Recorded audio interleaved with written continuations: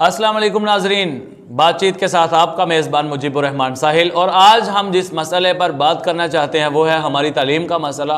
क्योंकि पाकिस्तान में अभी कल जो नोटिफिकेशन जारी हुआ है उसके मुताबिक तमाम तालीम जो है, मतलब तालीमी इदारे जो हैं वो अपने तालीमी सिलसिले को रोक दें। क्योंकि नोटिफिकेशन ये जारी हुआ है कि नाहम क्लास है, 10 क्लास है, 11वीं है और 12वीं है, इनके इम्तहानात जो हैं उनका जो भी बकिया सिलसिला है उसको मनसूख कर दिया गया। तमाम किस्म के प्रैक्टिकल जो है उनको ख़त्म कर दिया गया और पाकिस्तान के तमाम जो तालीमी इदारे हैं उनको ये बताया गया है कि वो 15 जुलाई तक सब बंद रहेंगे। तो इस बारे में हम बात करते हैं क्योंकि तालीम जो है ये एक ऐसा इशू है कि दुनिया के तरक्की याफ्ता ममालिक की तरफ देखा जाए तो वहाँ पे तालीम सबसे ज़्यादा काबिल गौर है, काबिल तवज्जो है।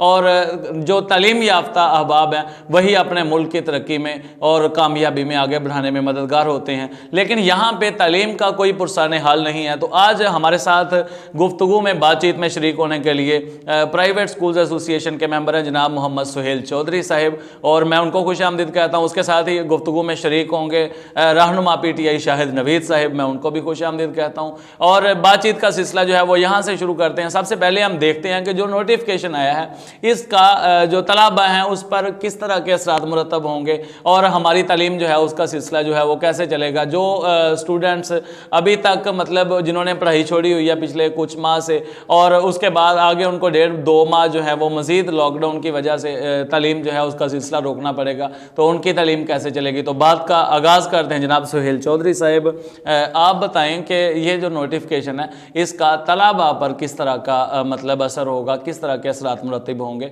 आया कि स्टूडेंट्स जो हैं उनकी स्टडी जो है वो कंटिन्यू है, या स्टूडेंट्स मेरा ख्याल है जिन्होंने जो ऑनलाइन क्लासेस शुरू की हैं वहाँ पे भी स्टूडेंट रेगुलर नहीं होते, बल्कि कुछ इदारे जो हैं उनके असातिज़ा से बात हुई है, वो कहते हैं कि 60 स्टूडेंट्स हैं क्लास में लेकिन 15 ऑनलाइन है, 10 ऑनलाइन है। तो ये किस तरह चलेगा? सबसे पहले जी वजीर साहब आपका बहुत बहुत शुक्रिया कि आपने मदद किया अपनी तालीमी जितने भी नुकसान हमारे पिछले 2-3 माह में हुए हैं उनको बताने के लिए। सबसे मैं बताना चाहूँगा कि जो नोटिफिकेशन आया है हमारा एजुकेशन डिपार्टमेंट की तरफ से, उसमें पहले ये कहा गया है जो नवीं क्लास है, नवीं क्लास को हम प्रमोट कर रहे हैं 10वीं में जी। और 10वीं में जब वो पास करेगा जिस रेशियो से उसके नंबर होंगे उसको 2 से मल्टीप्लाई किया जाएगा, ठीक है। 10वीं वाले का बात आ जाए, 10वीं में भी उसको प्रमोट कर दिया गया। फर्स्ट ईयर में उनके इम्तिहान हो चुके थे लेकिन अब उनके रिजल्ट का क्या बनता है इसका भी अभी तक कोई भी नोटिफिकेशन फाइनल नहीं हुआ। 11वीं पे आ जाए, 11वीं के बाद भी ऐसे ही था, उनके पेपर होने थे वो अब नहीं होंगे, प्रमोट कर दिए सेकंड ईयर में। लेकिन अब ये बात काबिल गौर है कि अब उनको सेकंड ईयर पर प्रमोट कर दिया है। अब वो सेकंड ईयर में जो नंबर लेंगे उनको वो 2 से मल्टीप्लाई करके आगे उनको प्रमोट करेंगे। लेकिन सबसे जो बड़ा मसला जो हमारे यहाँ पे आ रहा है जिस क्लास को, वो है 12वीं क्लास। 12वीं क्लास इसलिए मसला आ रहा है कि जब मैट्रिक पास करके स्टूडेंट्स जाते हैं 11वीं क्लास में वो इतने सिंसियर नहीं होते अपने तालीमी साल के दौरान, क्योंकि वो स्कूल लेवल से आए होते हैं, कॉलेज में आते हैं तो वो जरा उनके पर निकल आते हैं, घूमते हैं फिरते हैं, इसलिए वो फर्स्ट ईयर में नंबर नहीं ले सकते। लेकिन वो सेकंड ईयर में आके काफी मेहनत करते हैं क्योंकि उनको एक झटका लग चुका होता है कि हमने फर्स्ट ईयर में बहुत सही कोताही कर दी है। अब उनके 12वीं के पेपर नहीं हुए, सो अब जो उनके नंबर फर्स्ट ईयर में थे वो चाहे कम है वो ज्यादा है, उनको 2 से मल्टीप्लाई किया जाएगा, जिसका स्टूडेंट की पूरी जो आगे फ्यूचर है उस पे बहुत बुरे असर होंगे। आगे आप देख रहे हैं अगर उनका यूनिवर्सिटी में एडमिशन जाता है उसका मेरिट बिलो हो जाएगा। कोई जॉब है उनकी गवर्नमेंट टीचिंग की जॉब लगा लें, टीचिंग की जॉब के अंदर मैट्रिक 9th क्लास से लेके आपने मास्टर किया, आपने एमफिल किया, वहां तक हर एक चीज को काउंट किया जाता है। बिल्कुल इस वजह से ये अब बहुत ही कह लें कि मनफी असरात स्टूडेंट की जो लाइफ के ऊपर, जो ये 4 क्लास से इस साल मुतासर हुई है, इनकी पूरी जो लाइफ का जो स्ट्रक्चर है लाइफ एजुकेशन का वो मुतासर हुआ। वैसे भी सेल साहब एक बात है, जैसा कि आपने बताया, क्योंकि वो प्रैक्टिकल लाइफ में जा रहे हैं, जो इंटरमीडिएट स्टूडेंट हैं आगे वो मतलब अपनी फील्ड चूज़ कर रहे हैं, तो जब उनको पता ही नहीं है कि वो किस लेवल पे हैं तो फिर तो ये बड़ा मुश्किल हो जाएगा।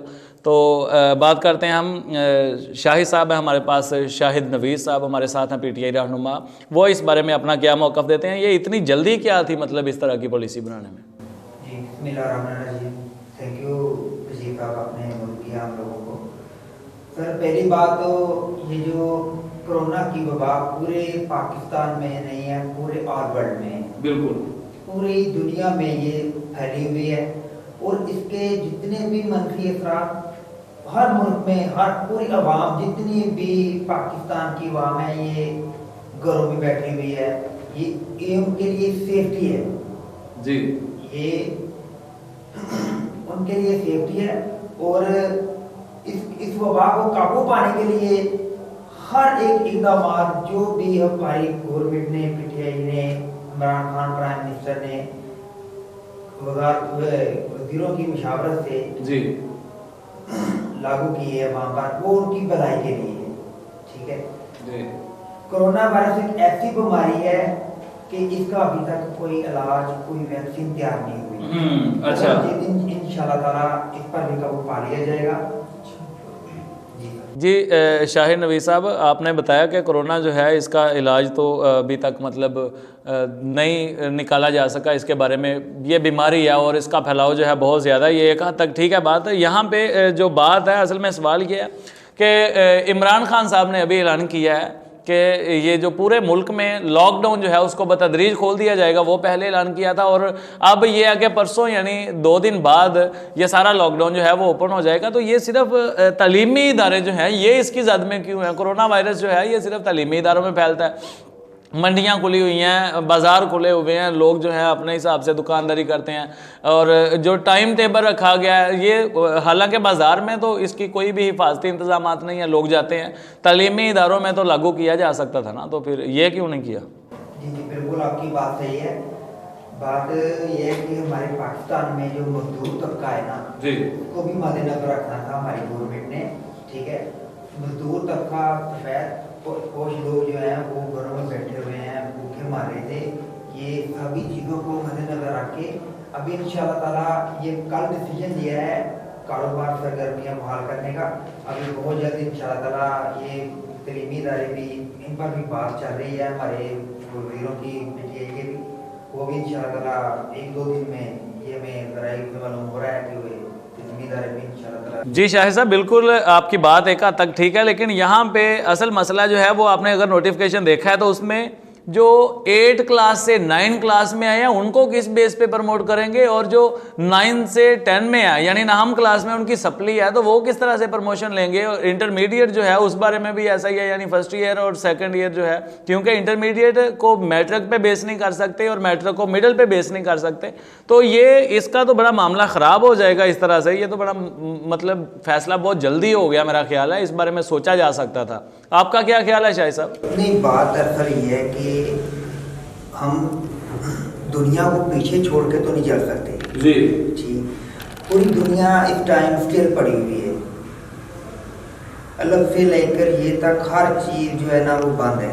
तलीमी इदारे हमारे पाकिस्तान के बंद नहीं है, पूरी दुनिया में जहाँ कहीं भी है कोई निज़ाम नहीं चल रहा और हमारे पास कोई ऑप्शन भी नहीं है कि अगर हम एग्ज़ाम की तरफ जाएं तो फिर हमारा टाइम जो है वो हम 3-4 माह फिर आगे चले। हाँ, ये बात ठीक है आपकी।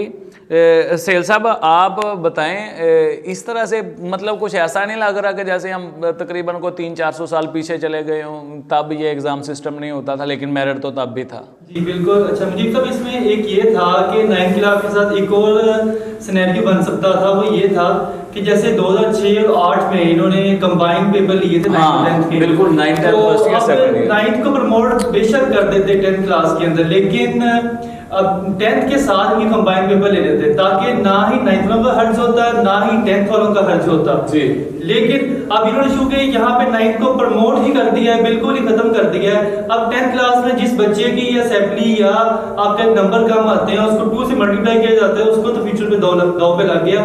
नंबर 2, शाह साहब बात कर रहे थे कि दुनिया के साथ जैसे अब बंद है तो हमारा मामला, हमने स्कूल्स को यानी कि खोलने का नहीं कहा, हम मेन बात कर रहे हैं जो 9th 10th first year second year के पेपर हैं उनका मामला था। 10th पेपर हो चुके थे, पीछे 9th रह गया। 9th को ये अगर 10th में कंबाइन कर देते, फर्स्ट ईयर सेकंड ईयर के 15 जुलाई के बाद ये 20 दिन में पेपर ले सकते थे। उसमें ये था जैसे अब मसाजिद के अंदर 3-3 फुट का जो निशान लगाए हैं, इसी तरह सेंटर्स के अंदर निशान लगाते थे, गेट्स पे जो शावर गेट है, हमारी स्प्रे गेट है, वो लगा देते, कुछ ना कुछ हल हो सकता था ताकि जो बच्चों का फ्यूचर है वो दांव पे ना लगता। जी बिल्कुल, सारा कुछ जो है ये मेरिट पे आ जाता है। ये सेल साहब आप बात कर रहे थे, और एक और बात जो मेरे जहन में आ रही है इस बारे में वो ये है कि ये भी हो सकता था कि जो पब्लिक पार्क्स हैं वहाँ पे इस तरह का सिस्टम बनाया जाता कि वो मतलब बाहर बैठे हैं और बहुत मतलब फासले पे हैं, 6-6 फीट के, 3-3 फीट के फासले पे हैं, और वहाँ पे बैठ के एग्ज़ाम देते बच्चे, डिसिप्लिन को मेंटेन किया जाता। ये सब कुछ हो सकता था। और एक बात की थी शाहिद साहब ने अभी कि मजदूर तबका जो है उसके लिए कुछ करना चाहिए था, तो हमारे पास एक और तबका है, वो टीचर्स का तबका है, उसके बारे में हम बात करेंगे। लेकिन यहाँ पे वक्त हुआ एक ब्रेक का, तो ब्रेक के बाद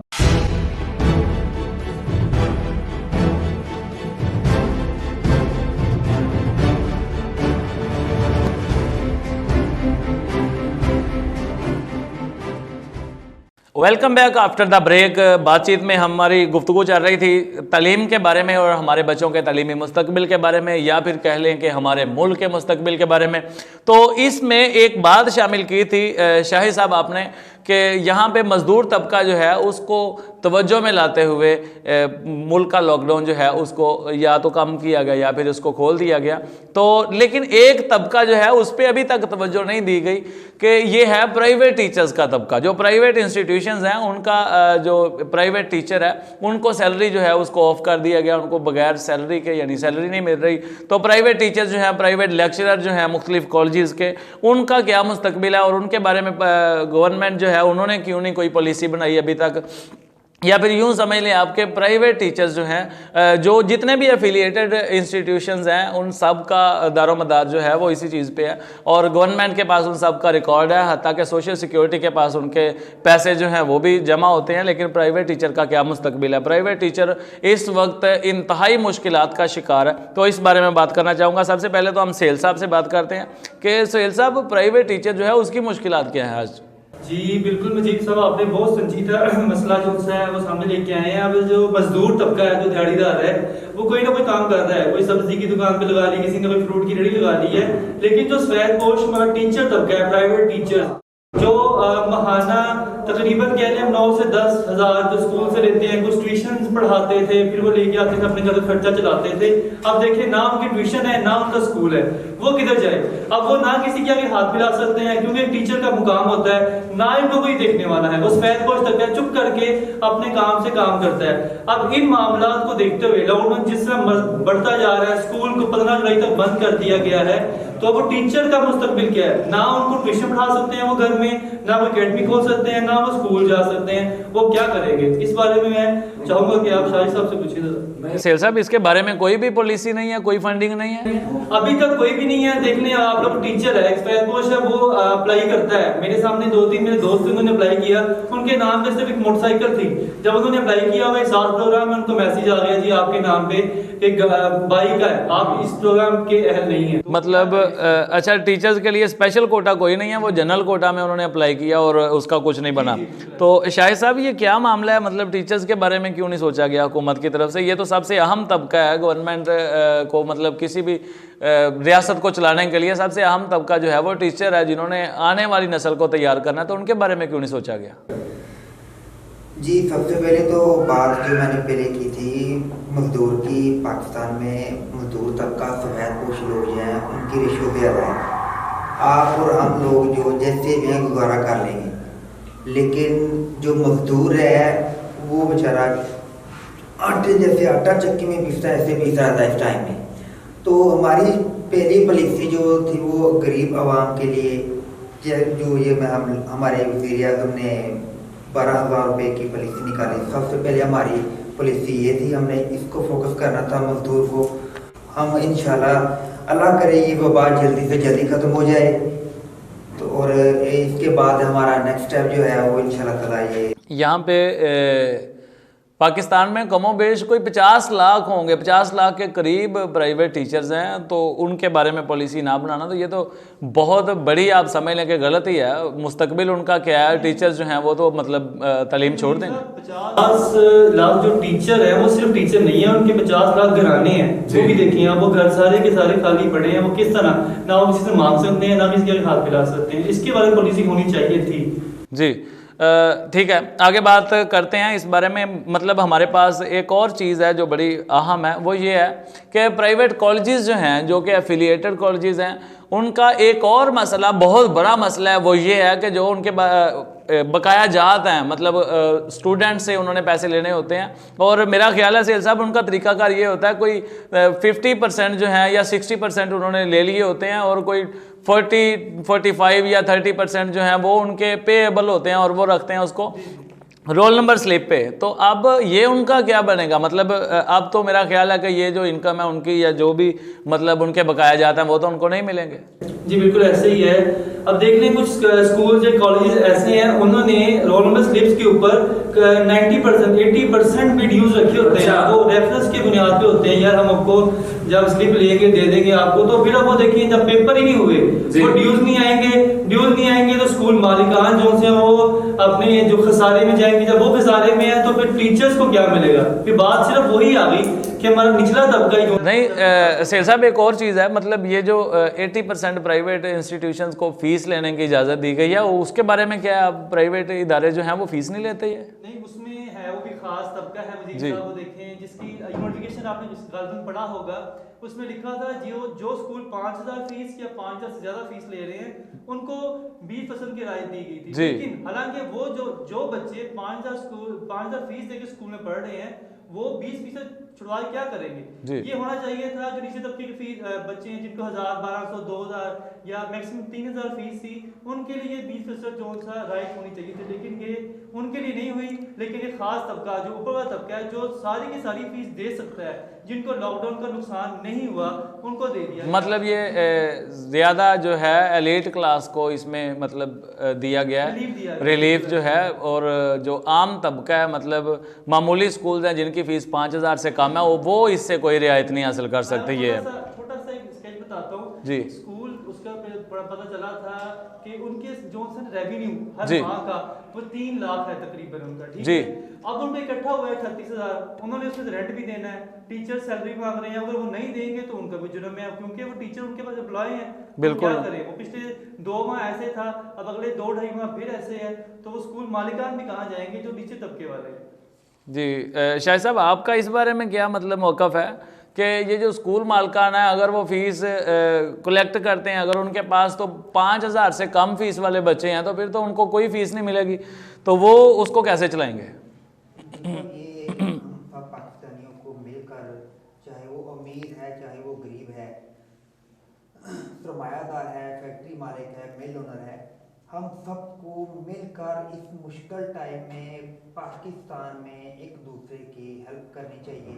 जी ये एक इदारे का, मैंने पहले बात की, ये एक डिपार्टमेंट का मसला नहीं है, ये पूरे पाकिस्तान का मसला है। मेरी तो राय ये है कि हम सबको एक होकर साथ मिलकर एक तो वबा का मुकाबला करना है, और इंशाल्लाह हमारी इकोनॉमिकल स्टेज पे भी हमें ये मुकाबला करना पड़ेगा।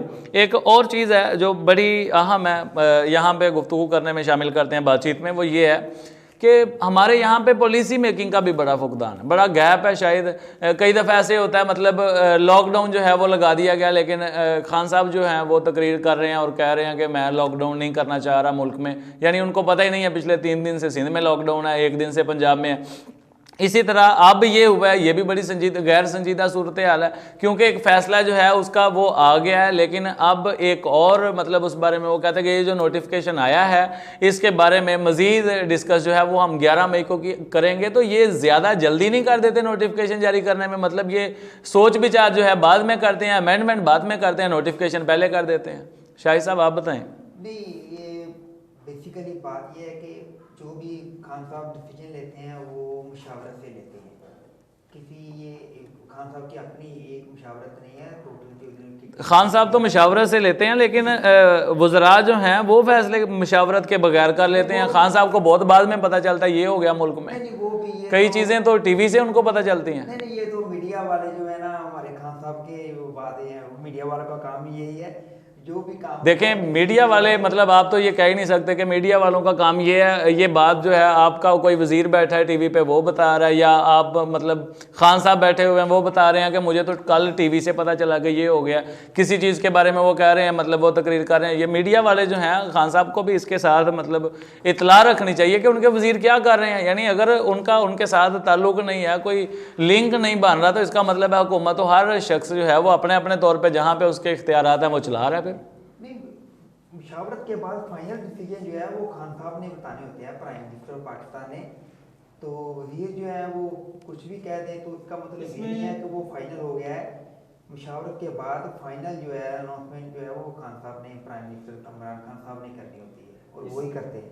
थोड़ी सी बात मैं मुजीब साहब ऐड करूंगा, उसमें ये है कि जो पहले अभी तक देखे ना, जब से लॉकडाउन शुरू हुआ है फैसले कर लिए जाते हैं, मुशावरत बेशक होती है, हम ये नहीं कहते नहीं होती, होती है, फैसले आ चुके होते हैं, इम्प्लीमेंट हो चुका होता है। फिर जो उसका रिजल्ट आता है अवाम की तरफ से, ट्विटर पे आता है, सोशल मीडिया पे आता है, डिफरेंट किस्म की जो रिजल्ट आता है ना, उसका रिएक्शन आता है, उसको देखते हुए फिर फैसलों पर यू टर्न ले लिया जाता है। क्यों? अब ये 11 मई को आप देखिएगा, इन फैसलों में से जो 4 फैसले किए गए हैं 9, 10, 25 सेकंड ईयर के लिए, इसमें भी कुछ ना कुछ यू टर्न ले लिया जाएगा। जी आपके सामने सेल साहब, आपने ना मतलब हैं तो आपका एजुकेशन फील्ड के साथ ताल्लुक है, आपने बड़ी सियासी बात कर दी है।